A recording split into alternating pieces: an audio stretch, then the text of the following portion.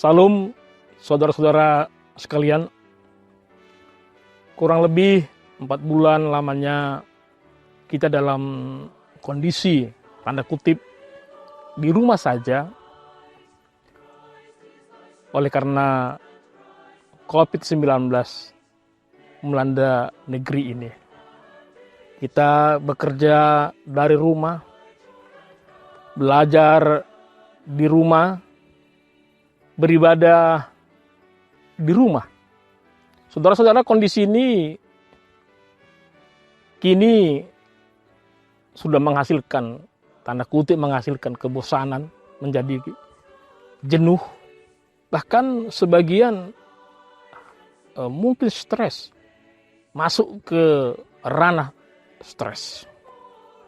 Tapi kita bersyukur kepada Tuhan bahwa pemerintah kita kini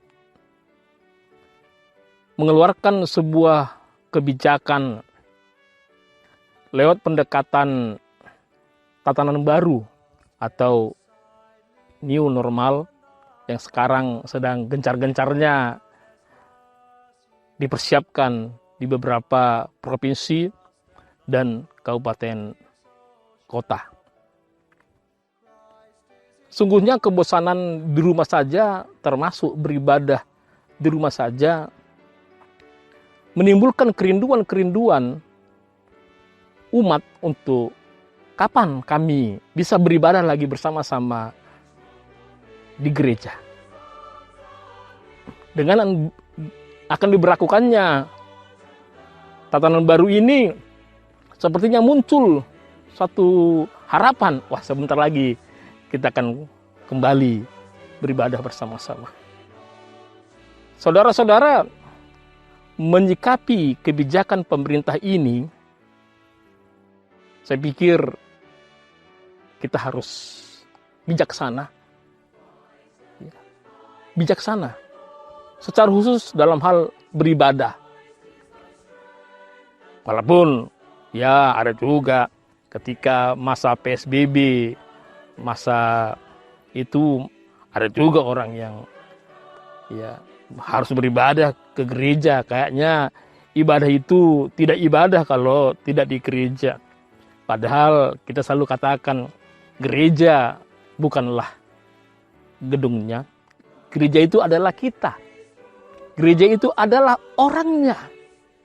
Jadi ketika suasana seperti ini, saya pikir kebijakan pemerintah untuk tidak beribadah di gereja bukan menghalangi beribadah, tidak. Ya.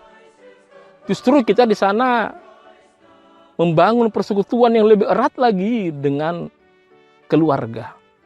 Soal dampak, ada dampak-dampak negatif mungkin yang terjadi dalam perekonomian gereja. Tapi dengan beribadah di rumah saja, sesungguhnya kita sedang mendukung upaya memutus mata rantai penyebaran COVID kepada orang lain.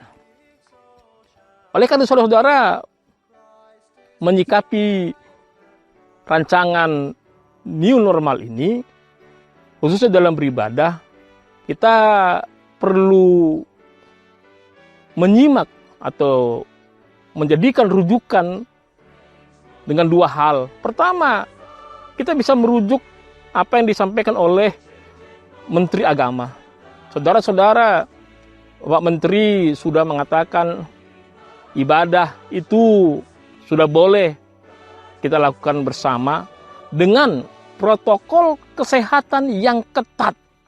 Saudara-saudara mohon dicatat, dengan protokol kesehatan yang ketat. Bukan berdasarkan wilayah-wilayah, tapi berdasarkan zonasi.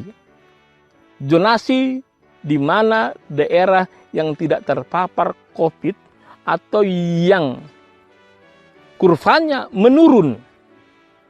Di sanalah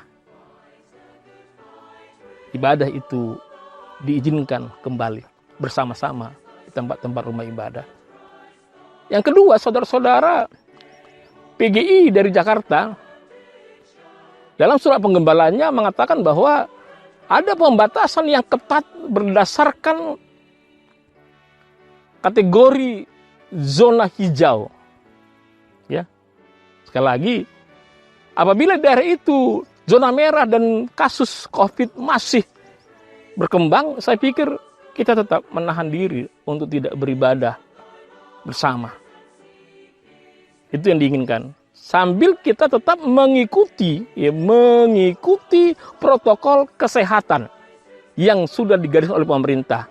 Dan mari gereja selalu berkoordinasi dengan pemerintah, berkoordinasi dengan pemerintah dan juga terus mengikuti perkembangan kurvanya COVID dengan senantiasa mencari informasi yang akurat.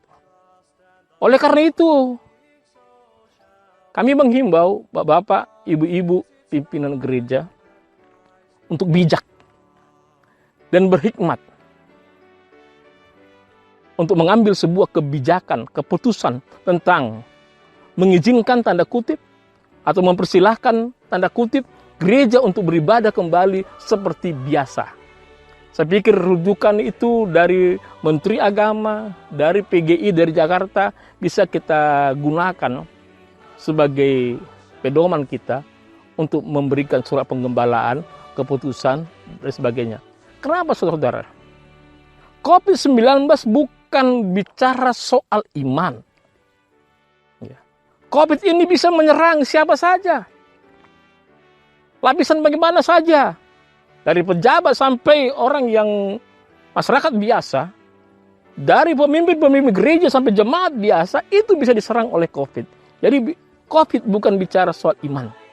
Tapi bagaimana kita melindungi diri kita dan melindungi orang lain. Dengan melihat situasi, keadaan lewat hikmat. Dan senantiasa memantau perkembangan lewat informasi. Dan terus berkoordinasi dengan pemerintah. Saudara-saudara, sesungguhnya kita sedang ikut serta menyelamatkan bangsa ini. Gereja tidak hanya untuk dirinya sendiri. Tapi gereja tampil di dunia ini untuk menyelamatkan bangsa ini. Biarlah hikmat surgawi menguasai hati dan pikiran bapak-bapak, ibu-ibu, pimpinan gereja dalam menyikapi kebijakan baru ini, new normal atau tatanan baru. Shalom, salam sehat. Tuhan Yesus memberkati kita semua. And thy trusting soul shall prove Christ is its life.